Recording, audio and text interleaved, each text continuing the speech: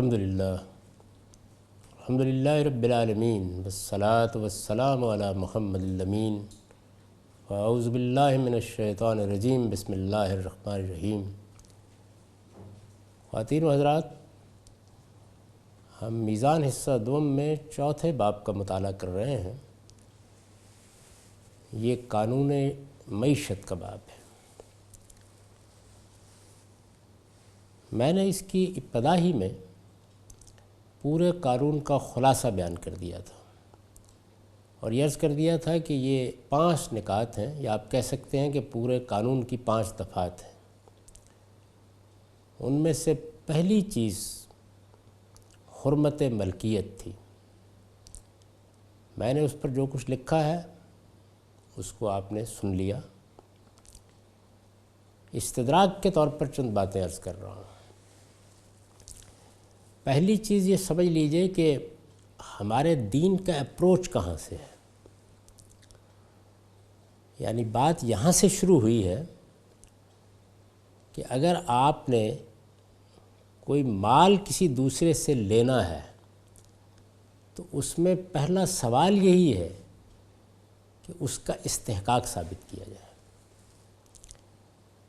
اب استحقاق ثابت کرنا کیوں ضروری ہے؟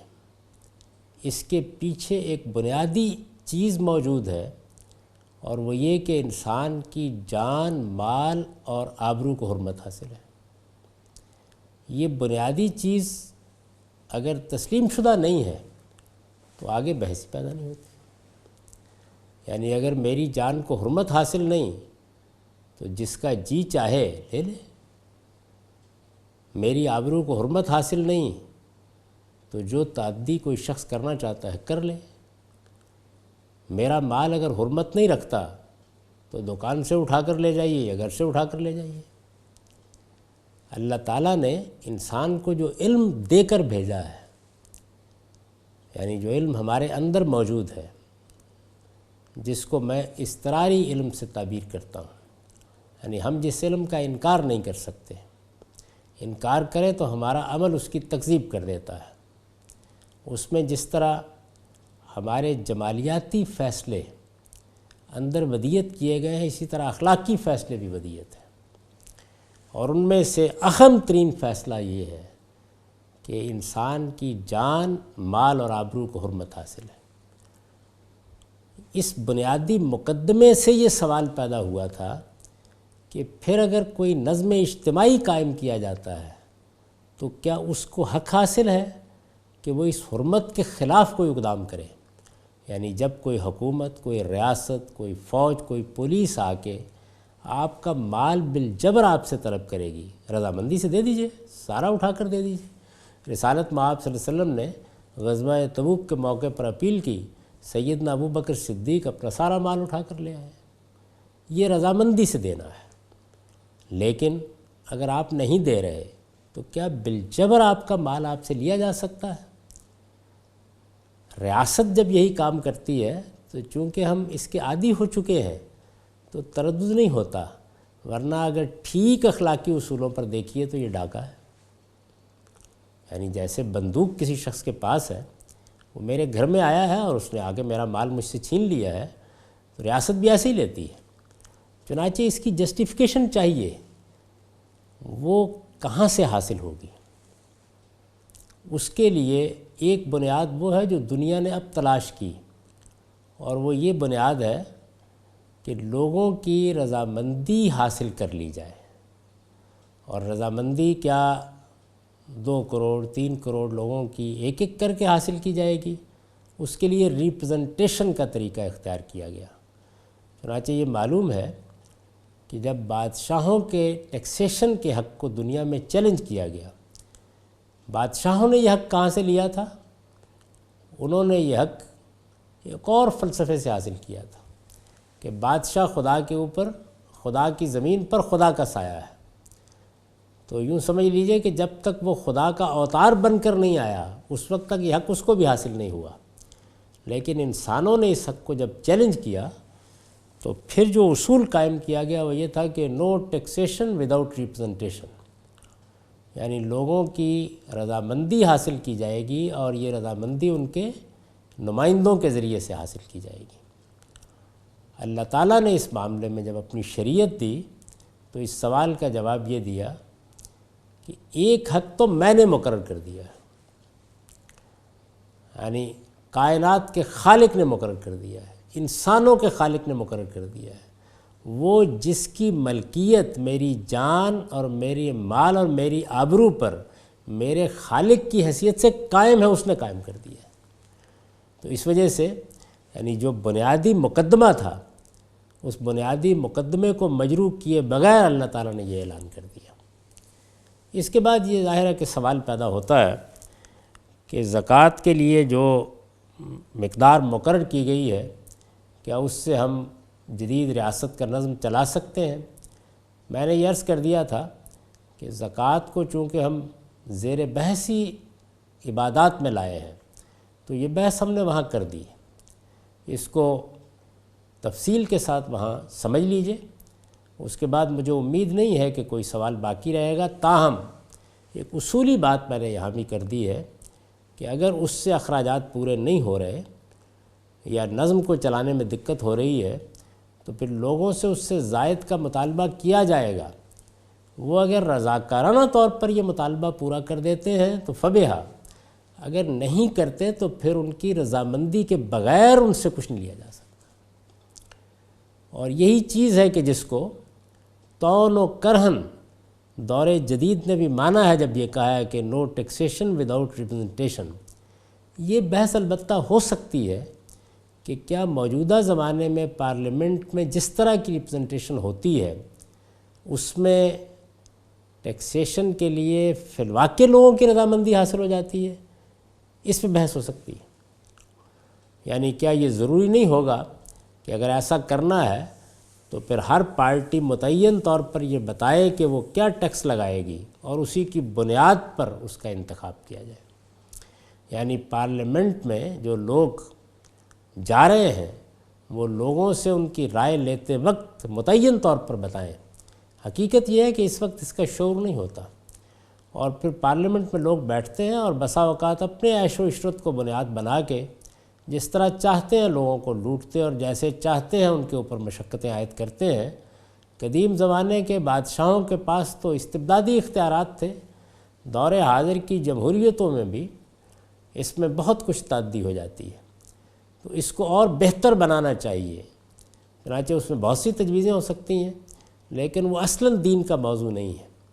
جو بات دین واضح کرنا چاہتا ہے اور جس کا تعلق اس کے مقاصد سے ہے وہ یہ ہے کہ جان مال اور آبرو کو حرمت حاصل ہے، اور جب مال کو بھی حرمت حاصل ہے تو پھر مال کے خلاف جس طرح فرد کوئی تعدی نہیں کر سکتا اس طرح ریاست بھی تعدی نہیں کر سکتی الا یہ کہ اس کا حق ثابت کیا جائے۔ اور وہ حق کہاں سے ثابت کیا جائے گا؟ وہ اللہ ہی کی طرف سے ثابت ہو سکتا ہے۔ اس سے اندازہ کر سکتے ہیں کہ اللہ تعالیٰ نے اپنی شریعت کیوں دی ہے۔ یعنی دو ہی چیزیں ہیں، اللہ تعالیٰ نے دنیا میں جو کچھ انسان سے چاہا ہے وہ تزکیہ ہے، پاکیزگی ہے۔ کوئی چیز اس کو مجروح کر رہی ہے اور انسان بالعموم اس پر متنبع نہیں ہوتے تو وہاں قانون دے دیا ہے۔ اور اگر کسی چیز کے لیے علم و عقل میں کوئی بنیاد موجود نہیں ہے تو پھر اللہ تعالیٰ نے اپنا فیصلہ سنا دیا ہے۔ یہی چیزیں ہیں جن کو سامنے رکھ کر پوری شریعت دی گئی ہے، تو اس کو اس بحث میں ملحوظ رکھیے۔ دوسرا نقطہ قومی املاک سے متعلق تھا، چنانچہ اب میں نے قومی املاک کا عنوان قائم کیا ہے اور اس کے لیے سورہ حشر کی آیت کو بنیاد بنایا ہے۔ سورہ حشر 59 نمبر سورہ ہے اور اس کی 7ویں آیت ہے، ما افاء اللہ علی رسولہ من اہل القری فللہ وللرسول وذی القربی والیتامی والمساکین وابن السبیل کی لا یکون دولۃ بین الاغنیاء منکم۔ اللہ نے، یہ اس کا ترجمہ ہے، اللہ نے جو کچھ ان بستیوں کے لوگوں سے اپنے رسول کی طرف لوٹایا ہے وہ اللہ، اس کے پیغمبر کے اقربا اور یتیموں، مسکینوں اور مسافروں کے لیے خاص رہے گا، اس لیے کہ وہ تمہارے دولت مندوں ہی میں گردش نہ کرتا رہے۔ یہ آیت ہے۔ یہ آیت جس سیاق میں آئی ہے اسے سورہ حشر میں دیکھیے تو معلوم ہوتا ہے کہ زمانہ رسالت میں جب لوگوں نے ان اموال، زمینوں اور جائیدادوں کے بارے میں جو دشمن سے بغیر کسی جنگ کے حاصل ہوئی تھی، یعنی نبی صلی اللہ علیہ وسلم کے زمانے میں کچھ علاقے فتح ہوئے، ان میں بعض میں تو ایسا ہوا کہ صحابہ کرام کو جنگ کرنا پڑی، اور اس زمانے میں جب لوگ جنگ کے لیے نکلتے تھے تو صرف یہی نہیں ہے کہ اپنی جان کو خطرے میں ڈالتے تھے، ان کو سامان جنگ بھی خود ہی فراہم کرنا ہوتا تھا۔ یعنی اگر گھوڑا ہے تو اس پر آئیں گے، اونٹ ہے تو اس پر آئیں گے، اگر پیدل ہیں تو اسی طرح لڑیں گے، تیر تلوار جو کچھ بھی اسلحہ ہے وہ لوگ ہی فراہم کرتے تھے۔ یہ جو اب منظم ریاستوں کا نظام ہے یہ اس زمانے کے عرب میں نہیں تھا، وہ ایک قبائلی علاقہ تھا، اور قبائلی تمدن میں جو صورتحال ہوتی ہے وہی صورتحال وہاں تھی۔ جب منظم ریاستیں قائم ہو جاتی ہیں تو ان میں ظاہر بات ہے کہ پھر ریاست یہ سب چیزیں فراہم کرتی ہے۔ زمانہ رسالت میں جب لوگوں نے جنگ کی، اپنی جان خطرے میں ڈالی، مال خرچ کیا، سامان جنگ فراہم کیا، تو اس کے نتیجے میں بھی کچھ اموال ملے، مال غنیمت کے طور پر ملے، یا یہ ہے کہ کوئی علاقہ فتح ہو گیا۔ دوسرے یہ کہ کوئی جنگ نہیں ہوئی۔ زمانہ رسالت میں جب لوگوں نے ان اموال، زمینوں اور جائیدادوں کے بارے میں جو دشمن سے بغیر کسی جنگ کے حاصل ہوئی تھی، اللہ تعالیٰ نے اپنے پیغمبر کی مدد فرمائی، اور ایسا رعب طاری ہوا کہ اس کے نتیجے میں کوئی جنگ نہیں کرنی پڑی، بلکہ بغیر کسی جنگ کے محض اللہ کی عنایت سے بعض علاقے مفتوح ہو گئے۔ اب اس میں ظاہر ہے کہ اموال ہیں، زمینیں ہیں، جائیدادیں ہیں، اس زمانے کے قانون کے لحاظ سے وہ سب کے سب فاتح کی ملکیت ہو جاتے تھے۔ تو لوگوں نے یہ مطالبہ کیا کہ وہ ان میں تقسیم کر دی جائے، یعنی جس طریقے سے مال غنیمت تقسیم کر دیا جاتا تھا، لوگوں نے مطالبہ کیا کہ وہ ان میں تقسیم کر دی جائے۔ تو قرآن نے اسے ماننے سے انکار کر دیا، یعنی اللہ تعالیٰ نے فرمایا کہ نہیں، ان میں تمہارا کوئی حق نہیں، اور فرمایا کہ انہیں نجی ملکیت میں دینے کے بجائے دین و ملت کی اجتماعی ضرورتوں اور قوم کے غرباء و مساکین کی مدد اور کفالت کے لیے وقف رہنا چاہیے، تاکہ یہ دولت مندوں ہی میں گردش نہ کرتی رہے۔ اس وقت تو منظم ریاستیں ہیں اور ان کے اموال املاک کی کوئی حد نہیں ہوتی، لیکن وہاں قبائلی تمدن میں یہ ریاست وجود میں آ رہی تھی۔ اس موقع پر ایسا بھی ہوا کہ لوگ میدان میں اترے، انہوں نے جنگ کی، اور اس کے نتیجے میں مال غنیمت حاصل ہوا۔ عام طور پر یہ تھا کہ اسے تقسیم کر دیا گیا، اور بعض موقعوں پر ایسے بھی ہوا کہ کوئی جنگ نہیں کرنی پڑی۔ تو یہ سب اموال و املاک جو اب فاتح کی حیثیت سے مسلمانوں کے قبضے میں آ گئے، جب انفرادی ملکیت ان پر کسی کی نہیں ہے تو پھر یہ کس کی ملکیت ہے؟ فرمایا کہ یہ اب قومی املاک ہے، ان کی ملکیت نظم اجتماعی کے پاس ہوگی، اللہ اور رسول کے پاس ہے۔ اللہ اور رسول کے پاس ہوگی تو ظاہر ہے کہ اس کا لازمی نتیجہ یہ نکلے گا کہ وہ پھر اس نظم کے پاس آ جائے گی۔ تو یہ دیکھیے کہ اب اس میں کیا فرمایا ہے۔ پہلی بات تو یہ ہے کہ لوگوں کا یہ مطالبہ ماننے سے انکار کر دیا۔ دوسرے یہ کہ اس کے ساتھ یہ اعلان کیا کہ یہ اب اللہ کے لیے ہیں، اللہ کے رسول کے لیے ہیں، رسول کے اقربا کے لیے ہیں، یتیموں اور مسکینوں اور مسافروں کے لیے ہیں۔ وجہ کیا بیان کی؟ کہ لا یکون دولتم بین الاغنیاء منکم۔ اس سے بعض لوگوں نے یہ نتیجہ نکالا ہے اور اس پر صفحے کے صفحے سیاہ کیے ہیں کہ اسلام ارتکاز دولت کو پسند نہیں کرتا، اور اس آیت کو بنیاد بنا کر یہ ساری تقریر کی گئی ہے۔ حقیقت یہ ہے کہ اس آیت کے یہ معنی نہیں ہے۔ یہ آیت یہ نہیں کہہ رہی کہ مال کو اغنیا میں گردش نہیں کرنی چاہیے۔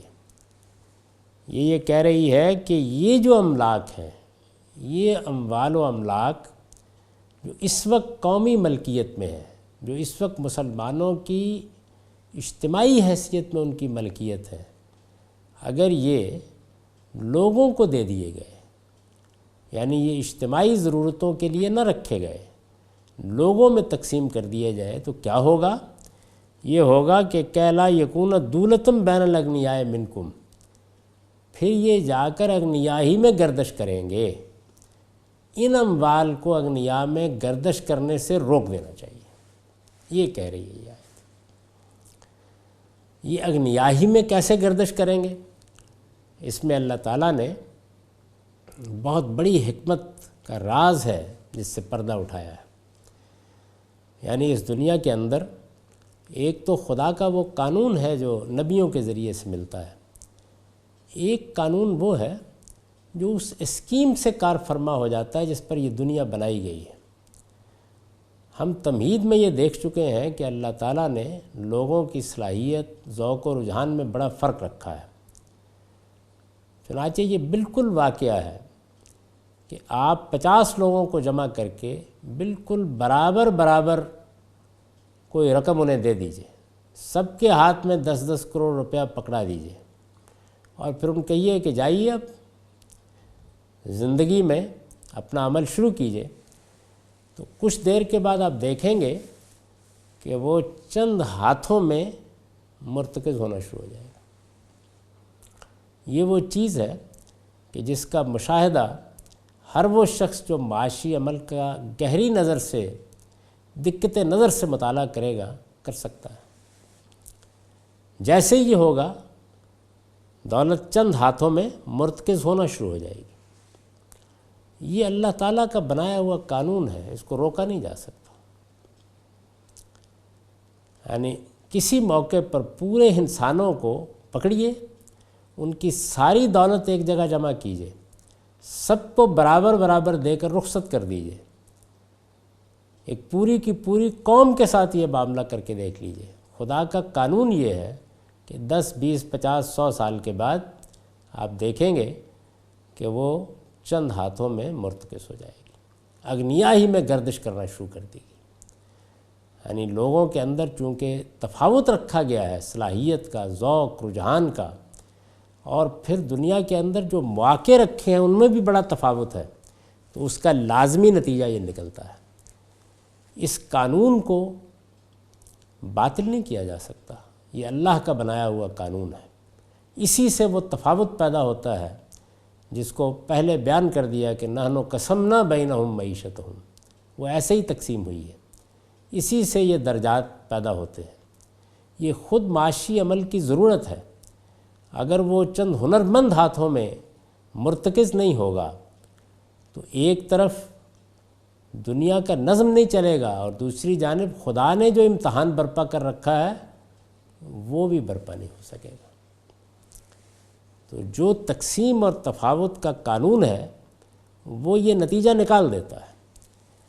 اب اس نتیجے کو تو نکلنا ہے، اس نتیجے کو نکلنے سے روکنے کے لیے جو فلسفہ کارل مارکس نے پیش کیا، اور جس کا تجربہ بھی انسانیت نے کم و بیش 5 صدی تک کیا، اور جس کے لیے جان و مال کی بے پناہ قربانی بھی دی، یہ حقیقت ہے کہ وہ کامیاب نہیں ہو نہیں سکتا، اس لیے کہ یہ فطرت کے قانون کے خلاف ہے۔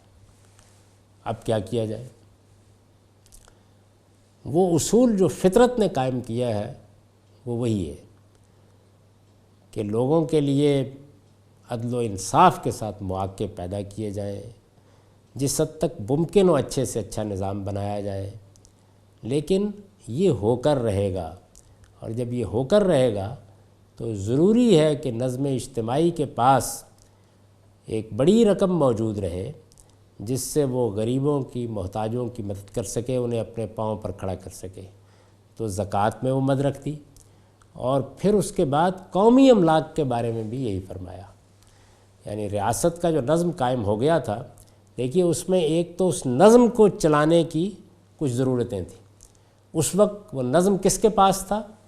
وہ اللہ اور اللہ کے رسول کے پاس تھا، یعنی ایک حکومت الہیہ قائم تھی، اللہ تعالیٰ براہ راست اپنے پیغمبر کی وساطت سے حکومت کر رہے تھے۔ تو اس وجہ سے اس سے کچھ ضرورتیں پیدا ہوئیں، اور بالخصوص رسالت میں آپ صلی اللہ علیہ وسلم کے تمام اوقات اسی کے لیے مخصوص تھے، تو آپ کی ضرورتیں بھی تھیں۔ جو لوگ آپ پر منحصر تھے یا جن کی کفالت کرنا آپ کی ذمہ داری تھی، آپ کے اقرباء اعزاء، وہ بھی بہرحال ضرورت مند تھے، اور معاشرے کے یتامہ، مساکین، مسافر، یعنی وہی جن کا ذکر زکوٰۃ کی مدات میں ہم قانون عبادات میں پڑھ چکے ہیں۔ تو اللہ تعالیٰ نے یہ فرمایا کہ ان اموال کو نجی ملکیت میں نہ دیا جائے، یعنی وہاں جائیں گے تو پھر یہ اغنیائی میں گردش کریں گے، ان کو ریاست کے پاس ہی رہنے دیا جائے اور اس سے یہ فائدہ اٹھایا جائے۔ اس طرح اگر آپ غور کریں تو اسلام نے یہ اصول تو قائم نہیں کیا کہ فطرت سے جنگ لڑ کے آپ نجی شعبے کو ختم کر دیں، نہیں، وہ اپنے فطری طریقے سے قائم رہے، اپنے نتائج نکالے، اور جو کچھ بھی انسان کی اخلاقی اصلاح ہو سکتی ہے وہ انفرادی حیثیت سے کر کے اس کو جتنا متوازن کیا جا سکتا ہے کیا جائے، لیکن فطرت نے جو قانون بنا دیا ہے اس کی خلاف ورزی کا کوئی سوال نہیں ہے۔ جو کچھ کرنا چاہیے وہ یہ ہے۔ تو دو چیزیں کہی ہیں، لوگوں سے زکوٰۃ لی جائے، یہ بات جدید معیشت بھی تسلیم کرتی ہے کہ ٹیکس لیا جائے گا، اور اس کی ایک بڑی وجہ یہ ہے کہ وہ لوگ کہ جن کے پاس خرید لینے کے لیے ہر چیز کو سرمایہ موجود نہیں ہے، ریاست فراہم کرے، چنانچہ آپ دیکھتے ہیں کہ سڑکیں بنتی ہیں، پبلک ٹرانسپورٹ فراہم کی جاتی ہے، ہسپتال بنتے ہیں، بڑے بڑے تعلیمی ادارے بنتے ہیں، تحقیق کے مراکز بنتے ہیں، جو نہیں بن سکتے، یعنی اگر اس کو نجی شعبے پر چھوڑ دیا جائے تو وہ نہیں بن سکتے، وہ بنتے ہیں۔ اور پھر اس کے بعد ہم یہ بھی دیکھتے ہیں کہ نظم ریاست بعض اوقات اموال و املاک کے معاملے میں بھی مختلف طریقے اختیار کرتا ہے۔ بعض ایسے نظم ہیں کہ جن میں یہ طے کر دیا گیا کہ نہیں، ریاست کسی چیز کو بھی اپنے پاس نہیں رکھے گی، اور بعض ایسے نظم ہیں کہ جن میں دوسرا طریقہ اختیار کیا گیا، اللہ تعالیٰ اسی دوسرے طریقے کی تصویب فرماتے ہیں، اور یہ کہتے ہیں کہ کسی سے اس کا مال تو نہیں لیا جا سکتا، لوگوں کی املاک پر تو آپ قبضہ نہیں کر سکتے، لیکن جو قومی املاک ہیں ان سے یہ فائدہ ضرور اٹھایا جائے۔ یہ اموال چونکہ مسلمانوں کی کسی مدد کے بغیر محض اللہ تعالیٰ کی قوت قاہرہ سے حاصل ہوئے تھے، اس وجہ سے سب کے سب اس مقصد کے لیے خاص کیے گئے، یعنی اللہ تعالیٰ نے حکم دے دیا کہ یہ سب کے سب اسی مقصد کے لیے خاص رہیں گے۔ وہ اموال، وہ املاک، وہ زمینیں جو بغیر کسی جنگ کے حاصل ہوئی ہیں وہ قومی ملکیت میں رہیں گی، وہ قومی املاک قرار پائیں گی۔